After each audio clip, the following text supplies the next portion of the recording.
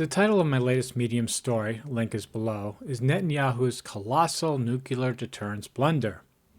Israel handed Iran the ultimate penalty kick.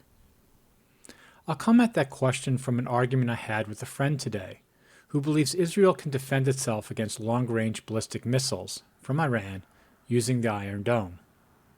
Anti-ballistic missile defense entered the popular imagination in 1983 with President Ronald Reagan's Strategic Defense Initiative, which everyone at the time called Star Wars, because experts rightfully ridiculed it.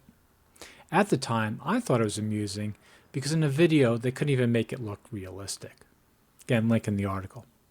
Reagan said, "I'm directing a comprehensive and intensive effort to define a long-term research and development program to begin to achieve our ultimate goal of eliminating the threat posed by strategic nuclear missiles," from Russia. 40 years later, can we shoot down ballistic missiles?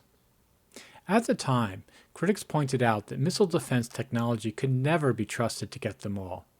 If we did trust it, that would leave us open to believing we could strike first, and being wrong would be a fatal mistake. Israel's policy might be to launch a nuclear strike while an Iranian missile is heading towards them. Now keep that in mind because it becomes important later. Again, for all we know, Israel's policy might be to launch a nuclear strike while an Iranian missile is heading towards them. Now, most nations do not publicize what they do if another launched a ballistic missile towards them. Such secrecy helps prevent anyone from calling anyone's bluff, like, does Iran have nukes or not? And one of my favorite sayings, the threat is mightier than the sword. It also means that every nation can claim that whatever capabilities they want, Israel can claim that it can shoot down all Iranian missiles because there's no evidence they can't. My friend forgets there's no evidence they can. Still, how do I know long-range ballistic missiles can't be shot down? I tried to explain to my friend all the problems of physics and technical limitations. In the end, it was my word against the Israeli government, and she picked them. Many Jews probably believe they're smart enough to get around the laws of physics, but I digress. I'll use a different argument here. Long-range ballistic missiles cannot be reliably shot down because no developed nation has ever fired a long-range ballistic missile at another, until, well, April 13th. It's no biggie to me if the public believes they can be shot down. Many people believe the Earth is flat, or dinosaurs thumped around with humans. During Iran's recent drone and missile attack, Israel didn't test its Iron Dome arrow system against ballistic missiles it fired at itself. It was using them in a real-world defense against another nation's attack. The last thing any nation wants to do is test its most advanced defense against another nation's offense. Even if Israel was successful, the test gives Iran a better understanding of the Iron Dome's weaknesses. How did Israel open itself up to this real-world test that no nation has ever wanted to take part in? I believe the Israeli government didn't wargame out what Iran might do if Israel took out its embassy. Netanyahu's arrogance remains unchecked. From the tech breakdown of the Gaza defense perimeter to killing its own hostages, then international aid workers, and now this? I once believed Jews were smarter than most people. I'm sorry. I know it's a stereotype. I know it's racist. But good news, I no longer believe it. I guess for that, thank you, Bibi.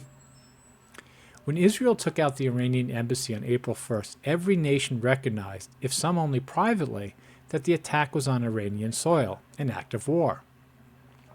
Iran knew the U.S. and other powers could not argue that Israel hadn't declared war on Iran. But Iran didn't want to go to war, so what to do? Iran had to respond. Every nation would have to respond. There's no global order if nations blow up each other's embassies, full stop. Instead of war, Iran chose a penalty shot. It came up with a brilliant plan. Iran told the world long in advance that they were going to attack a small air base in the middle of the Israeli desert. Of course, what they told the U.S. and Israel through various channels was not made public by the U.S. and Israel. I can't prove that. Believe what you want. Anyway, the attack on the embassy allowed Iran to tell Western powers that it was going to strike a pool house building, or similar, at a desert air base on Israeli soil, just as Israel had struck an embassy building in Syria, tit for tat. The only thing other nations could do is tell Israel to take the hit and move on. I still find it hard to believe Israel could have been so stupid to put themselves in this position. Maybe I'm missing something. If you know, please tell me.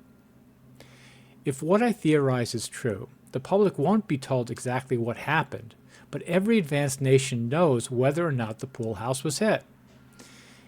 If it was hit, every nation with satellites knows for sure that Iran can hit anything in Israel if it wants. Again, as I mentioned, I have technical reasons for believing no one in the military command of any nation doubts that Iran can hit Israel, or put generally, that any nation can defend itself from a barrage of long-range ballistic missiles. Further, Iran doesn't need a nuclear bomb to make Israel uninhabitable. To destroy Israel, all Iran needs is to put radioactive materials in the warheads, dirty bombs. Even if Israel shoots 90% of them down, the other 10% would be enough. Don't believe me? Ask your AI chatbot if the above is true. Read its lame-ass excuses as to why it won't answer. No government wants this talking about publicly. Rather, tech firms don't want to travel to Washington and explain why they're helping terrorists understand their options. If you want to take the time to read the research, you can figure it out on your own. None of us are protected. It's one of the reasons those who worry about nuclear war are so worried. What if a nation believed they can defend themselves? They might use a nuke or two, and then, if they realize they can't protect themselves, use them all. There is a silver lining here. The top leadership of Israel and every other nation was reminded that there's no IQ on earth that can keep a nation safe from ballistic missiles. So, leave everyone's embassies alone.